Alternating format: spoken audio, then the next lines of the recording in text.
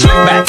No, no, slick back. That's what I said. Slick back. No, nigga, I'm a pimp named Slick back. Pimp named Slick back. Pimp named Slick back. Nigga, are you deaf? I'm a pimp named Slick. A few moments later. Baik, bismillahirrahmanirrahim. Assalamualaikum warahmatullahi wabarakatuh. Baik, sebelumnya perkenalkan nama saya Febia Medina. Pada kesempatan kali ini saya akan melakukan wawancara pada salah satu mahasiswa Ilmu Sosial Politik angkatan 2022 Universitas Negeri Padang. Beliau perkenalkan harusnya siapa Kak? Nama saya Febia Medina dari Ilmu Sosial Politik. Baik. Baik, pada pertemuan pertama kali ini kita akan membahas bagaimana sistem politik di Indonesia.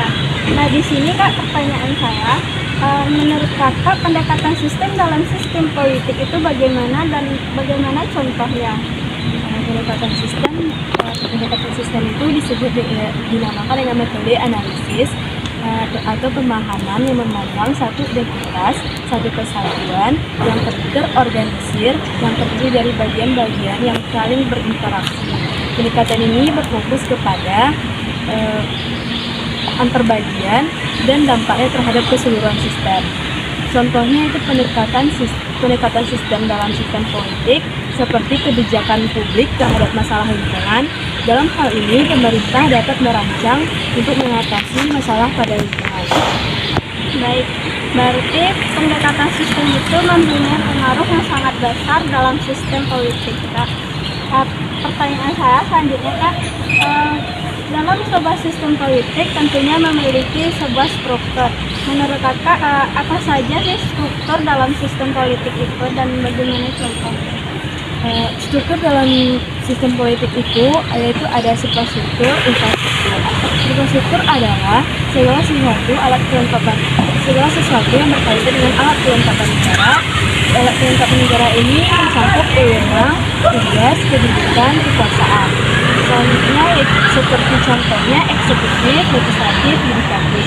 Selanjutnya yaitu infrastruktur. Infrastruktur adalah satu set struktur yang menggabungkan satu sama lain yang bertujuan untuk membantu suprastruktur seperti partai politik, kelompok kepentingan, kelompok penekan, media komunikasi, tokoh politik, dan lain-lain. Dari penjelasan Kakak tadi, menurut Kakak, apakah dari suprastruktur politik ini dan infrastruktur ini memiliki keterkaitan satu sama lain? Menurut saya berkaitan karena berkaitan dengan elemen ideologi dan elemen politik dengan elemen material dan elemen fisik dalam masyarakat. Kalau contohnya seperti apa? Kalau contohnya yaitu perubahan pada suprastruktur dapat membantu atau mendukung perubahan pada infrastruktur. Misalnya itu perubahan hukum dapat mendukung pembangunan pada infrastruktur dan begitu sebaliknya. Berarti suprastruktur ini dan infrastruktur memiliki pengaruh yang sangat besar satu sama lain. Nah, selanjutnya Kak, dalam sistem politik tentunya ada kebudayaan politik di antara masyarakat. Menurut Kakak bagaimana kebudayaan politik di masyarakat Indonesia dan bagaimana penerapannya?